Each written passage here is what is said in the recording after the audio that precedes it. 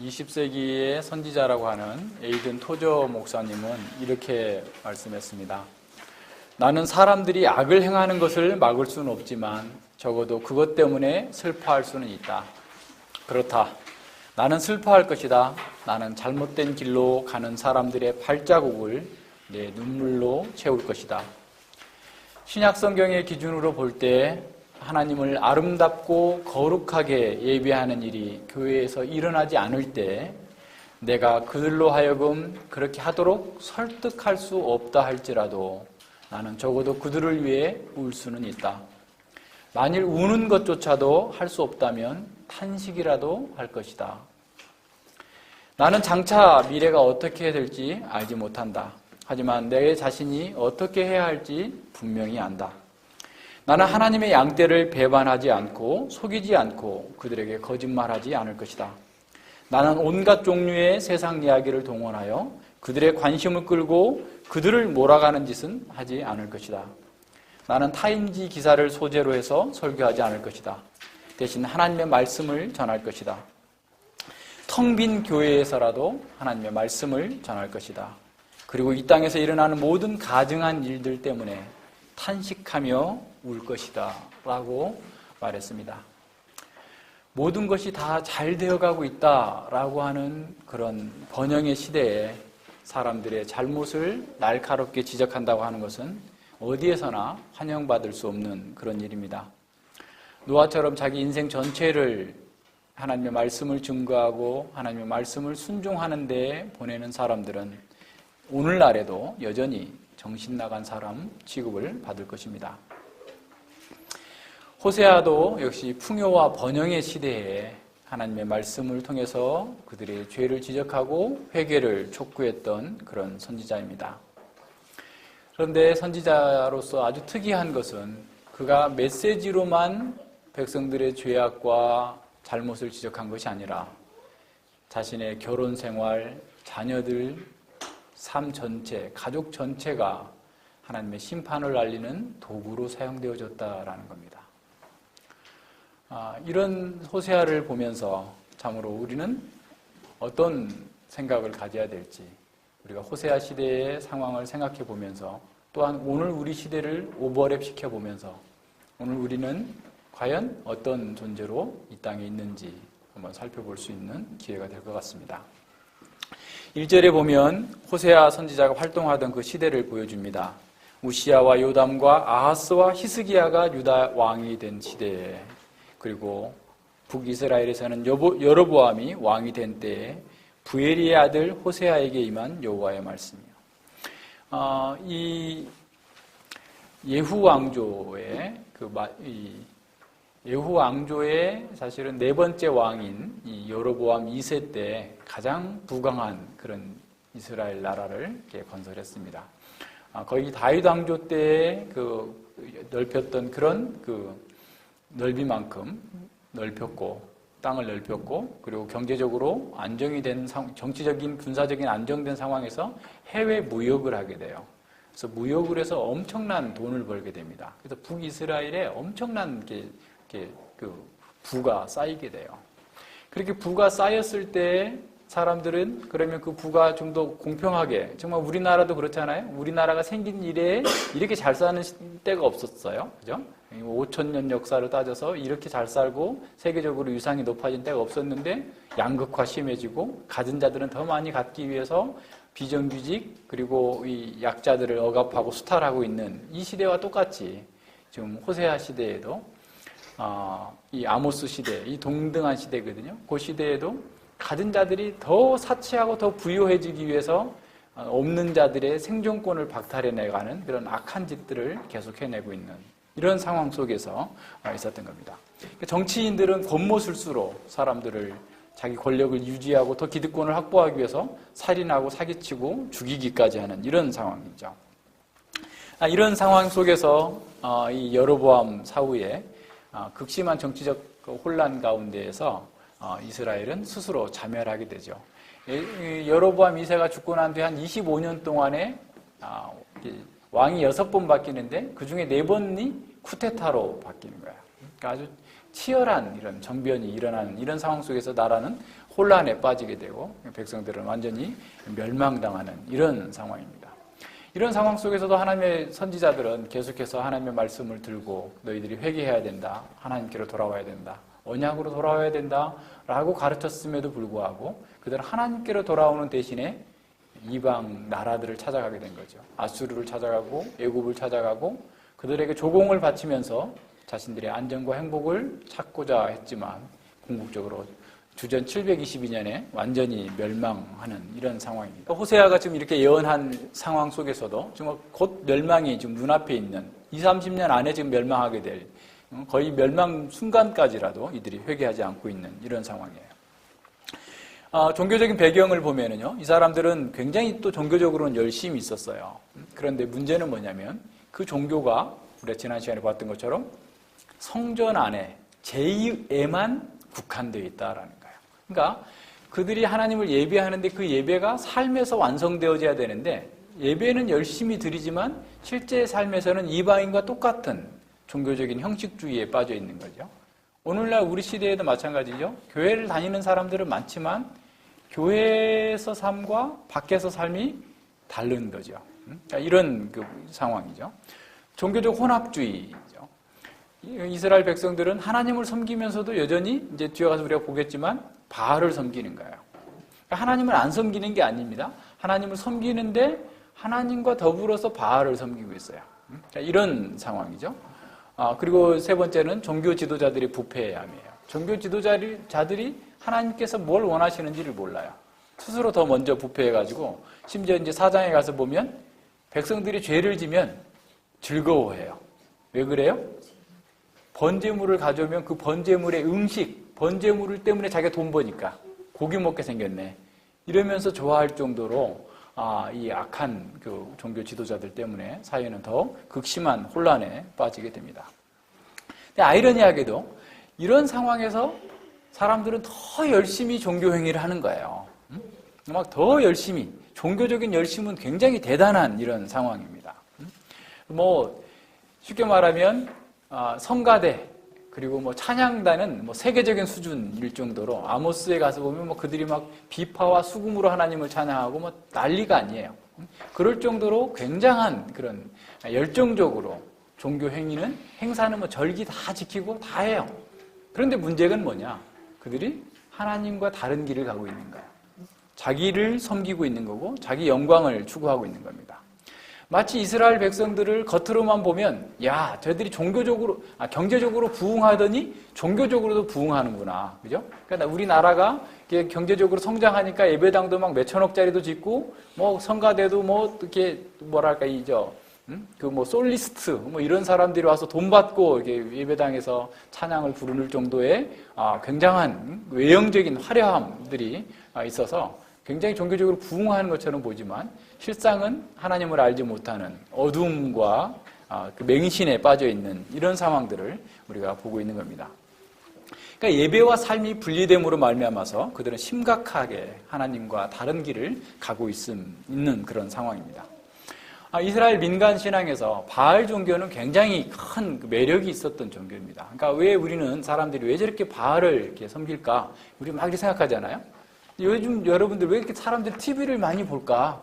그거 똑같은 거예요. 그죠? TV에서 연예인들 돈 많이 벌었다더라. 무슨 뭐 영화 몇 편 찍고 몇십억을 벌었다더라. 뭐 맨날 돈 버는 얘기 이런 거에 사람들도 관심이 있는 것처럼 바알 종교는 바로 그런 거예요. 당시의 사회에서 농경 사회에서 비를 내리고 이 풍요를 준다고 하는 그 신이 바알 신이니까 바알에게 계속해서 빠져 들어가는 겁니다. 그러니까 바알 신은 굉장히 강력한 유혹이었던 거예요, 그들에게. 그런데 그 제의 자체가 바알 신은 어떤 거냐면 우리 뭐 거룩하게 살아라, 도덕적으로 살아라, 뭐 나쁜 짓 하면 안 된다 이런 거 전혀 없어요.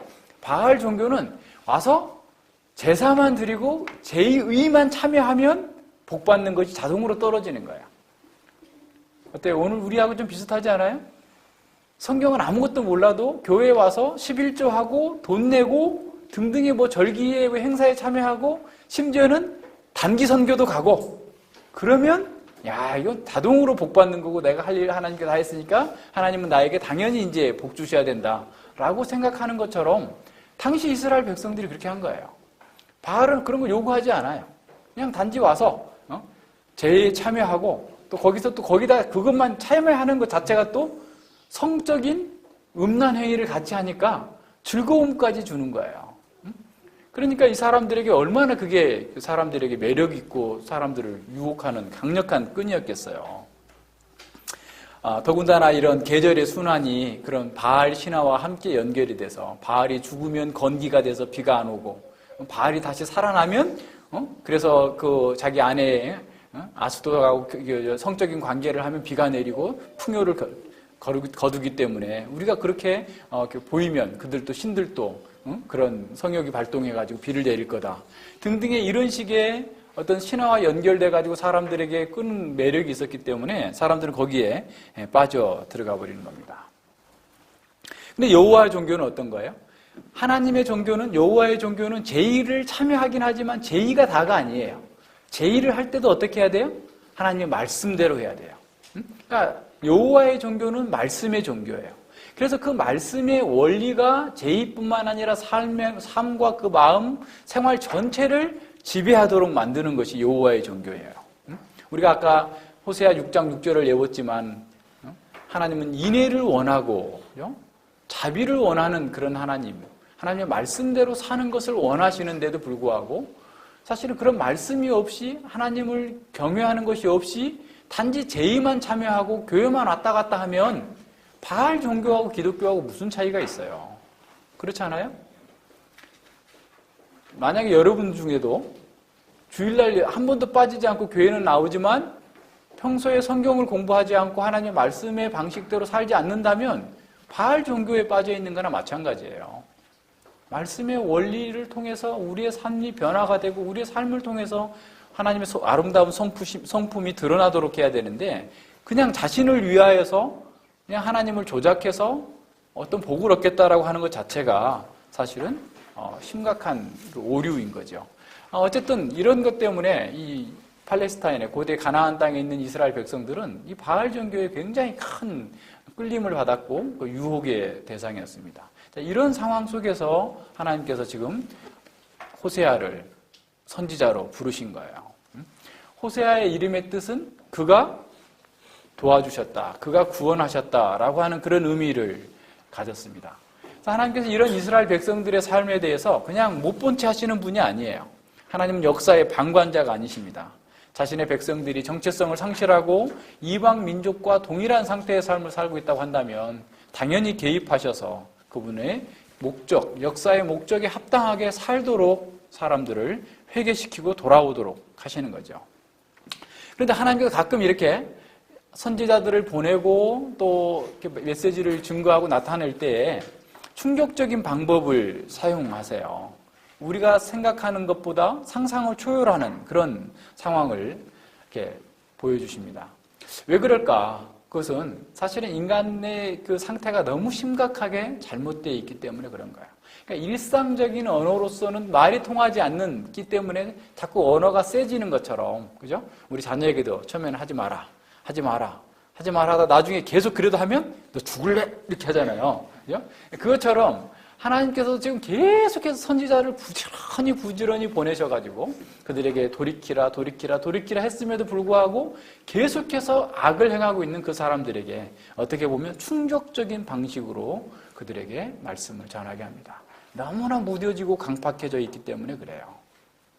그러니까 이사야 시대에도 그렇잖아요. 이사야 28장 9절로 10절에 보면 사람들이 계속해서 선지자들이 말씀을 전하면 저 맨날 똑같은 얘기하고 있네. 부담 같은 얘기만 하고 있네. 경계에 경계를 더하고 교훈에 교훈을 더하고. 젖된 아이들한테나 필요하지. 그거는 ABC 하는 것은 십계명은 그냥 젖된 아이들이나 해서 유치원 때 우리 다 외웠어. 그걸 왜 지금 우리한테 다시 십계명을 가지고 하나님께 회개하라는 거야 하면서 거부하는 거야. 그러니까 이런 것처럼 그러니까 그런 사람들에게 대해서 그냥 말로 해서는 대화가 안 되는 거야. 하나님께서 아주 강력하게 말씀을 전합니다. 죄에 중독된 사람들에게 선지자의 가르침을 전달하고 하나님의 뜻을 나타낸다고 하는 것이 얼마나 사실은 어려운 일인지 보게 됩니다.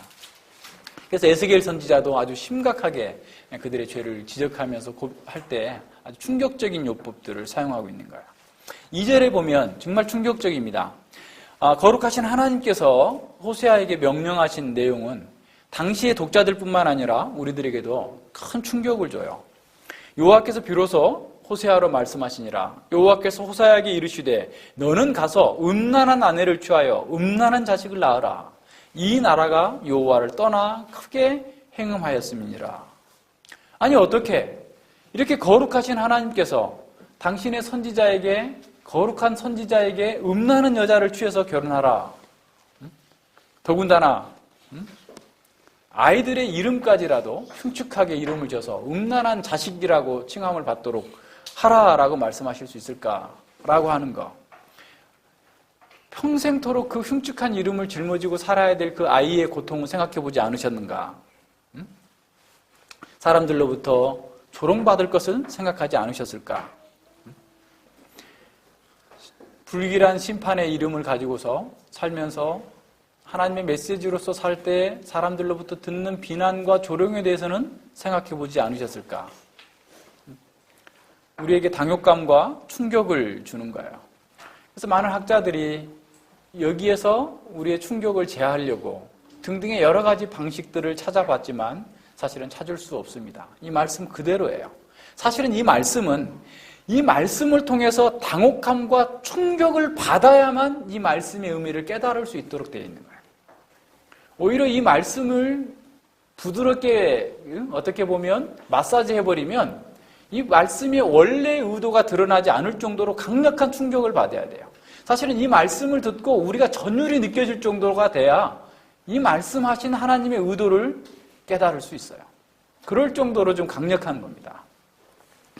아마도 호세아 주변에 있는 많은 사람들은 호세아의 이런 삶을 보면서 또 호세아의 자녀들의 이름들을 이렇게 부르면서 매일매일 어떻게 보면 충격을 받고 큰 전율을 느꼈을 수도 있어요. 반면에 그랬겠죠. 호세아에게 이런 미친 녀석, 저런 게 어떻게 우리 사회에 있어? 이 사회에서 추방시켜야 될 놈이야. 라고 하면서 비난하고 조롱하고 핍박했을 사람도 많을 겁니다. 아마 호세아의 이런 삶은 사실은 이스라엘 전체 사회에 큰 이슈가 됐을 거고 아주 신문이라고 한다면 대서특필이 됐을 수 있을 정도로 강력한 그런 내용입니다. 사람들이 이렇게 말했겠죠. 아니 하나님의 선지자라는 자가 음란한 여자하고 결혼했대. 더 가관인 것은 그 자식들의 이름을 아주 못되게 지었다는 거야. 우리말로 표현하면 큰아들의 이름은 멸망할 놈이래.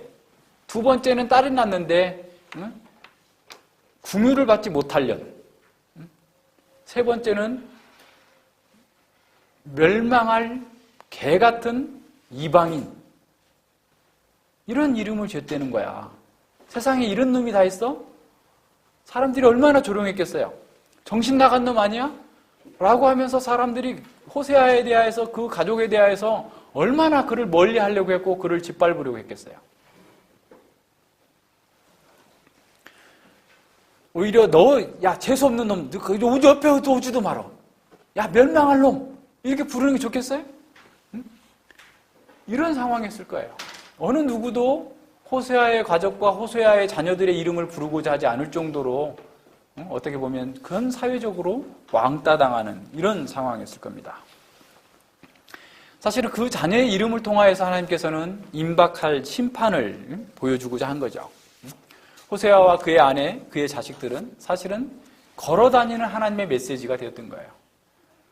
걸어다니면서 정말 실제를 보여주고 있는 그런 상황입니다. 여호와께서 호세아의 결혼 생활을 사용해서 당신님과 이스라엘의 관계를 이렇게 표현하고 있는 거예요. 이스라엘과 하나님 사이의 관계가 이렇게 극적으로 심각하게 망가져 있음을, 그래서 멸망할 수밖에 없음을 보여주고자 하신 거죠. 선지자의 개인의 삶 전체가 하나님의 심판의 메시지가 되었습니다. 이런 일들은 예레미야에서도 있었죠. 예레미야 16장에 보면 예레미야에 결혼하지 말라고 그럽니다. 예레미야는 선지자로서의 사역을 하기 위해서 결혼하지 않아야만 되는 충격적인 얘기를 들었어요. 그리고 우리가 에스겔 24장에서 봤듯이 에스겔의 아내는 예루살렘의 멸망을 징조로 나타내기 위해서 갑자기 그냥 죽어버리는 거예요. 아내의 죽음이 예루살렘의 멸망의 징조로 사용되어진 거죠. 충격적인 거예요.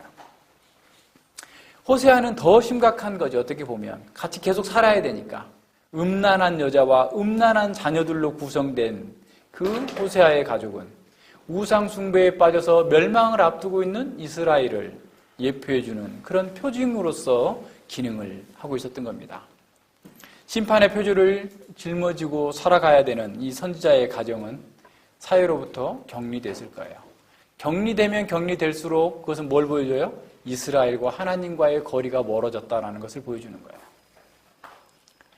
사실은 이러한 메시지를 듣고 회개하고 돌이키는 사람이 많아야 그 사회가 갱신이 되는데 오히려 그들을 왕따시키면서 더 멀리하는 것 자체가 하나님께로부터 멀어졌음을 봅니다.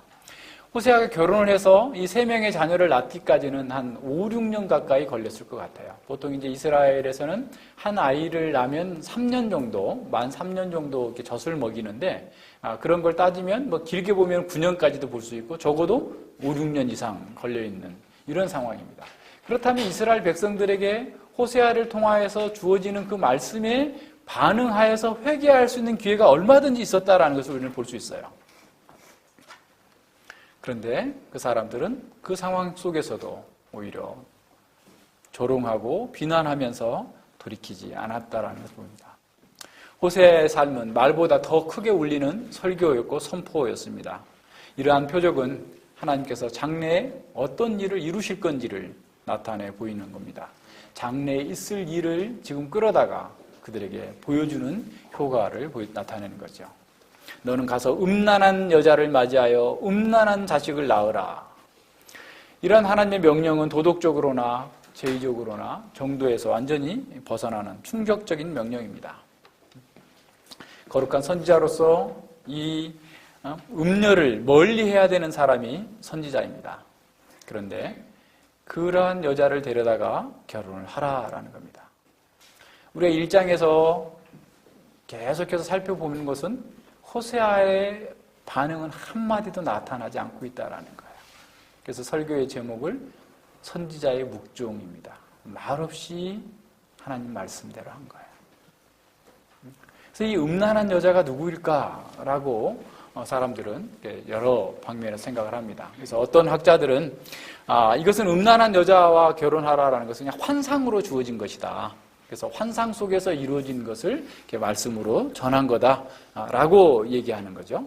또한 어떤 학자들은 호세아가 원래는 음란한 여자인 줄 몰랐는데 살고 보니까 이렇게 2장에 가서 보면 나가버리고 3장에 다시 데려오는 이런 과정을 통해서 이 여자가 음란한 여자라는 것을 알고 이것을 신학적으로 해석해서 기록했다라고 하는 것으로 설명을 하기도 합니다. 그러나 이러한 해석들은 신학적이고 윤리적인 걸림돌을 제거해 줄 수는 있지만 본문의 지지를 받을 수가 없어요. 본문은 앞서 얘기한 것처럼 호세아의 결혼 자체가 사실은 충격으로 주어진 거예요. 어떤 환상으로 간주할 만한 어떤 그 표지도 없습니다. 또는 회고로 해석할 만한 어떤 그 근거, 단초도 나타나고 있지 않아요. 음란한 여자와 결혼하라라는 그 하나님의 명령 자체가 사실 호세아에게 있는 그대로의 실제적인 명령이었다라고 하는 것을 알 수가 있습니다. 그렇다면 음란한 여자는 누구를 가릴까요? 여기 또 다양한 해석이 있는데 어떤 사람은 이제 그 바알 신전에서 그 몸을 파는 성창, 그러니까 카데시아, 우리 지난번에 창세기 38장을 보면서 성전 창기 카데시아를 얘기한다라고 하는 사람들도 있고, 또 어떤 사람들은 그 일반적으로 윤리적으로 그냥 그 몸을 파는 그런 그 창녀, 조나라고 얘기하는 사람들도 있고 한데, 그렇게 보면 이것과 관련해서 그렇게 신학적인 충격은 좀 덜해요.